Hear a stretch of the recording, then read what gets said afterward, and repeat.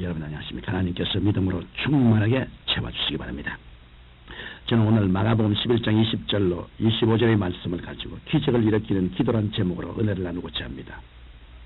어느 날 예수께서 입만 무성하고 열매가 없는 무화과 나무를 보시고 이제부터 영원토록 사람이 내게서 열매를 따먹지 못하리라고 지어주었습니다. 그런데 다음날 아침 베드로가 그 저주받은 무화과 나무를 보니 예수님의 말씀대로 나무가 말라버린 것을 발견했습니다. 그래서 랍비여 보소서, 저주하신 무화과 나무가 말랐나이다라고 놀라운 표정으로 주님께 말씀했습니다.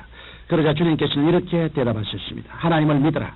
진실로 너희에게 이르노니 누구든지 산들을 들려 바다에 던지오라며 그 말하는 것이 이룰 줄 믿고 의심치 아니하면 그대로 되리라. 무엇이든지 너희가 기도하고 구한 것은 받은 줄로 믿어라. 그리하면 그대로 되리라. 너희가 서서 기도할 때 아무에게나 혐의가 있거든 용서하라. 그리하여 하늘에 계신 너희 아버지도 너희 허물을 용서하여 주시리라. 이 예수님의 말씀은 믿음의 위대한 힘과 기적을 가져오는 놀라운 기도의 원리를 가르쳐주고 있습니다. 오늘은 이 예수님의 말씀에 입각하여 기적을 가져오는 기도의 4가지 원리를 말씀해드리므로 여러분의 기도 생활에 도움을 드리고자 합니다. 첫째로 예수님께서는 하나님을 믿으라고 말씀하셨습니다. 여기서 하나님을 믿으라는 말씀은 하나님의 믿음을 가지라는 말씀도 됩니다. 예수님께서 말씀하신 이 믿음은 세상 지식이나 경험을 통해 알고 믿는 그런 믿음이 아닙니다. 하나님의 믿음은 하나님과의 경험을 통하여 얻게 되는 특수한 믿음을 말하는 것입니다. 세상의 지식이나 경험으로는 하나님을 알 수도 없고 경험할 수도 없으며 믿을 수도 없는 것입니다. 예수님께서 하나님을 믿으라고 하신 것은 성경을 통해 하나님을 알고 배우고 믿으라는 뜻으로 하신 말씀인 것입니다.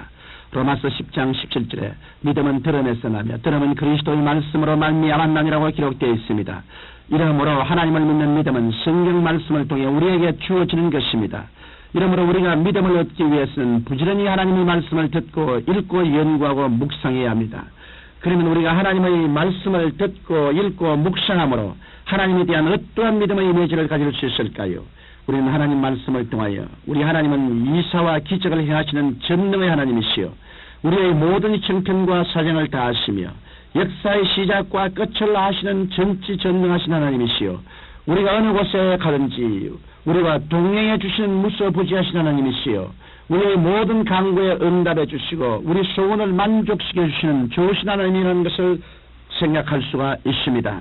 우리가 하나님께 대해 이런 기대와 믿음을 가지고 기도하면 그 기도가 응답되지 않으니 만무한 것입니다. 이 때문에 예수님께서는 기적을 일으키는 기도에 대해 말씀하시면서 하나님을 믿어라. 다시 말하면 이러한 하나님의 믿음을 갖고 기도하라고 말씀하신 것입니다.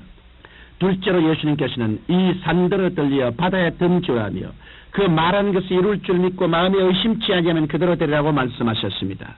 예수님께서 이 말씀을 통해 말의 위대한 능력에 관해 말씀하시고 계십니다.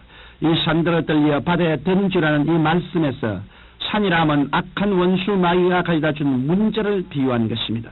우리가 이 세상을 살아가면서 우리를 돌질하고 죽이고 멸망시키는 마귀로 인해 죄악의 문제, 분쟁의 문제, 낭패와 실망의 문제 등 그야말로 태산균령과 같은 고통의 문제에 부딪힐 때가 한두 번이 아닙니다. 예수님께서는 바로 이러한 문제의 산들을 말의 위대한 능력으로 해결하려고 말씀하신 것입니다. 혹시 여러분 가운데 평소에 그런 말을 많이 했는데도 아무런 역사가 일어나지 않았던데요 라고 말씀하시는 분이 계실지 모르겠습니다. 그 때문에 주님께서는 의심치 말고 명백하게 말하라고 덧붙여 말씀하신 것입니다. 그러면 우리가 어떻게 해야 마음에 의심하지 않을 수 있을까요? 우리가 의심하지 않으려면 먼저 신실한 하나님에 대한 확고한 믿음이 있어야 합니다. 우리가 의심을 하게 되는 경우는 대개 하나님을 올바로 알지 못하기 때문이고 나의 생각대로 판단하기 때문이며 주위 환경에 따라 나의 마음이 좌우되기 때문입니다. 그러나 우리가 하나님의 말씀에 입각하여 하나님을 올바로 알고 그 하나님만 끊임없이 바라본다면 의심치 않을 수 있는 것입니다. 그 다음 우리는 적극적으로 입술을 시인해야 합니다. 하나님께서는 말씀의 능력을 통해 천지를 창조하셨습니다. 그런데 우리 인간은 하나님의 형상과 모양대로 창조되었기 때문에 우리가 창조적인 말을 하면 그 말로서 우리의 환경과 운명을 지배할 수 있는 것입니다. 이러므로 우리가 가정의 슬픔은 떠나갔다. 모든 질병은 사라졌다. 나는 죄악을 이기며 산다. 도둑질하고 죽이고 멸망시키는 마귀는 내게서 물러갔다. 나는 하나님의 자녀로 하나님의 위대한 축복을 받았다라는 놀라운 긍정과 확신의 말이 창조적인 삶을 가져오는 것입니다. 이러한 입술의 시인이 하나님의 역사심을 불러일으키고 마는 것입니다. 그러나 이와는 반대로 나는 못해요. 나는 안 돼요. 나는 병들어 죽을 거예요. 나는 인생의 패배자예요. 이런 말을 하는 사람은 우리의 삶을 무화과처럼 마르게 하는 것입니다. 이러므로 잠언서 18장 21절의 말씀처럼 입술의 말이 우리를 죽이기도 하고 살리기도 한다는 사실을 명심해야 하겠습니다. 셋째로 예수님께서는 무엇이든지 기도하고 구한 것은 받은 줄로 믿어라. 그리하면 그대로 되리라고 말씀하셨습니다. 기도하고 구한다는 것은 그만큼 마음에 뜨거운 소원이 있어야 합니다. 많은 성도들이 응답을 받는 단계까지 이르기 위해서는 어느 정도까지 기도해야 합니까라는 궁금증을 가지고 있습니다. 성경은 이에 대해 무엇이든지 소원하고 기도한 것은 성령의 도우심으로 기도가 이루어졌다는 확신이 생길 때까지 기도하라고 가르치고 있습니다. 이러므로 기도할 때 마음속에 응답받은 확신이 와서 마음이 신기하게 기뻐지고 평안해질 때까지 기도해야 하며 나아가 응답받은 확신을 긍정적으로 선언해야 하는 것입니다. 마지막으로 예수님께서는 아무에게나 혐의가 있거든 용서하라. 그리하여 하늘에 계신 너희 아버지도 너희 허물을 사하여 주시라고 하셨습니다. 용서는 기도의 응답과 기적을 체험하기 위해 대단히 중요한 요소입니다. 우리가 이웃에게 혐의와 원한을 품고 있으면 하나님께서는 우리를 용서하시지 않으십니다. 그리고 우리의 기도도 연락해 주시지 않으십니다. 성경 마태복음 18장 21절로 31절에 보면 임금에게서 1만 달란트의 빚을 탕감받아 은혜를 입은 사람이 정작 자기에게 100데나리 온 정도의 빚을 진 사람을 용서하지 않고 고소해버린 사람이 있습니다.